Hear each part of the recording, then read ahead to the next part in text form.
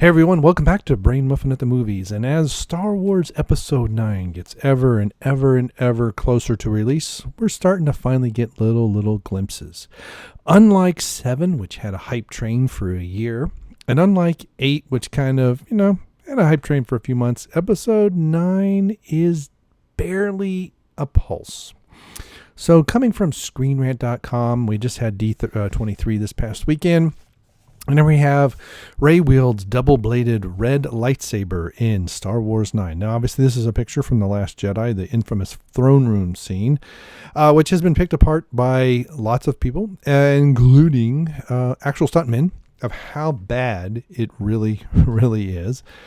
So, in a sizzle reel for Star Wars The Rise of Skywalker, which we haven't seen unless you're at D23, Rey is seen wielding a red double-bladed lightsaber. Okay. So she gets this from who? Right?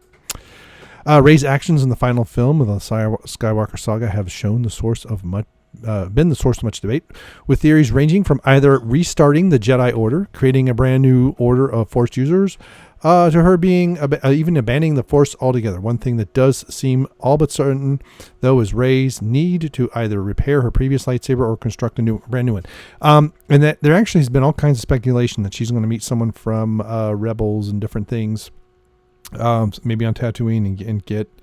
But is she channeling an inner Darth Maul? She's going to be wielding a double-headed. Now, she wielded Kylo Ren's lightsaber. Now, she holds it very close to the hilt, which I think in a broadsword fashion, her right hand would actually need to be lower, if I remember correctly.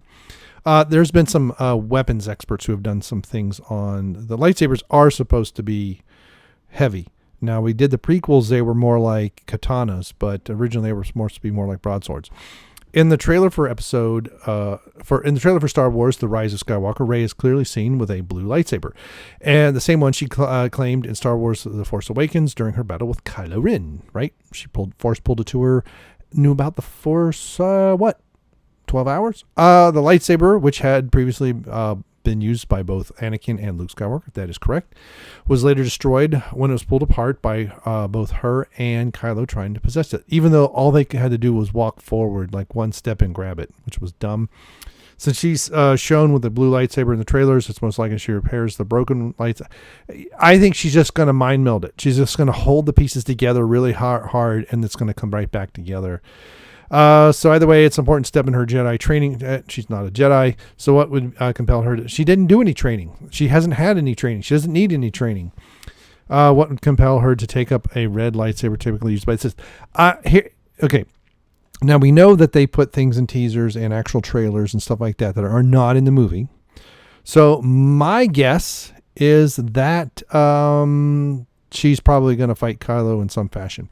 Now, I was thinking about what should I do this as a double, but this seems to be related. Okay, lightsaber footage of Rey with the red double-bladed lightsaber comes from a sizzle reel that debuted during the Walt Disney, Star Wars. Okay, the Walt Disney panel at D23, being a sizzle reel, the scene doesn't come with any context. Yeah, well, neither do. If it was in a trailer, it wouldn't have any context. But Rey wielding a weapon that's common. Okay, keep going to Sith. Kylo Ren is not a Sith, and Rey is not a Jedi. Not to mention it's double-bladed, and that immediately brings to mind Darth Maul. Yes, it does. The only character ever to see in the films use such a weapon. And a character that George Lucas completely screwed up. He should have survived at least into 2, because I think Anakin should have beat Darth Maul. I don't have a problem with Qui-Gon dying, but Anakin should have beat him, and that should have what pushed him to the dark side. During the Star Wars Last Jedi, Rey is repeatedly tempted by the dark side of the Force, not really, and it's possible that just like Kylo, she might find herself succumbing to the darkness within her. When is she tempted by anything? She sees all the figures. She dives into the pool and all that stuff, and sees the figures in the mirror, and then runs out. I mean, she does not really face. She's not ever uncomfortable. She's never in any danger. Then again, Rey seemingly conquered those doubts by the end of the film. Halfway through the film, proved herself to be a true Jedi. The only time she showed any real emotion was when Kylo was saying your parents were just junk traders, which, I think in some ways we're speculating like we did back in 1980. Was Darth Vader telling Luke the truth about his father, or was it just something to trick him? A switch to the dark side this late in story isn't impossible, but it'd be difficult transition to do a single film and give it justice it deserves. And the film doesn't deserve any justice. Instead, the footage of Rey with the red double-bladed lightsaber is most likely a tease meant to get audiences worried about Rey. No one's worried. She's already more powerful than anybody. She's already killed Snoke. No. I take it back. Kylo Ren killed Snoke, but she was only slightly tempted by Snoke. Seen from the sizzle reel is almost certainly an instance where Rey must take up an enemy's weapon in order to fight. Yep, that's what I said. Question is then whose weapon? As mentioned, Darth Maul is who immediately comes to mind with a double-bladed lightsaber. But not only was his lightsaber destroyed, he's also dead by this point in the storyline. Yeah, even with him being brought back in the animated series. One possibility is weapon belongs to one of the newly unveiled Sith troopers. That doesn't make any sense. And then it's not a lightsaber. Not much is known about who they are other than they're troopers loyal to Kylo Ren, but their name suggests they may have some force sensitivity. Yeah, that's the red stormtroopers, right? If that's the case, then it's possible Kylo has outfitted his troopers with a traditional Sith weapons. Now, one of the things that in the original Star Wars stuff that George Lucas did for the original film and some of the ideas, and it carried over into the costuming, but they didn't do anything with it. The stormtroopers have that cylinder on their lower back, and that is actually where they kept a lightsaber. That was supposed to be a weapon that the stormtroopers could use, especially in melee combat. That was dumped, but that in the concept art, but that cylinder remained. So maybe it's not too far-fetched as it might seem. The Star Wars, the Rise of Skywalker footage is expected to be publicly released soon, at which point we may have a better idea in what context. Now, I don't think we're going to get any idea with that at all. I don't think we're going to get any context, and this is the end. I don't see, and there are no comments. Yeah, and this is the start now. I did click on this start now, so this is what's really screwy. So when you click start now, this is what you get. And unfortunately, my capture here, you're not going to be able to see it, but it says a sizzle reel for Star Wars: The Rise of Skywalker shows Rey wielding a red. Now, this is from Last Jedi throne room scene. This looks like it's taken from the Last Skywalker trailer. It's hard to tell because they never change her costuming from movie to movie. But Daisy looks a little younger here. I think that's the original. That is from The Force Awakens. She looks much thinner. Sometimes she looks really puffy. There we have the Sith Trooper or the Red Stormtrooper, whatever. That's the other side of this picture, I think, from the poster. Or from the trailer itself. That's from the teaser trailer, and God only knows where that's from. That might be from the first movie. So I take it back. So her costuming does change slightly. So I think that's the original. Yeah, that's the Force Awakens, and I don't know. It's so boring. I don't even care anymore. But it's either something that's not in the movie, and it's just meant to get some kind of buzz. I mean, Disney is desperate for any kind of fan talk. There are fans who are excited, but there are so few compared to other things, and even compared to Marvel, that people are walking away from Star Wars. The toy sales show that. And when we see that the only things that really sell are remakes of the old stuff, and no one is excited for the new characters. And granted, I don't know how many people are like, oh, it's not Luke, it's not. We're not going to get the 1977 Star Wars ever again. Okay, so get that out of your head. But I think they can't connect to these characters. They're supposed to be, the original characters were really larger than life, and they were, almost like prototypes, and now we have these characters that no one really cares about.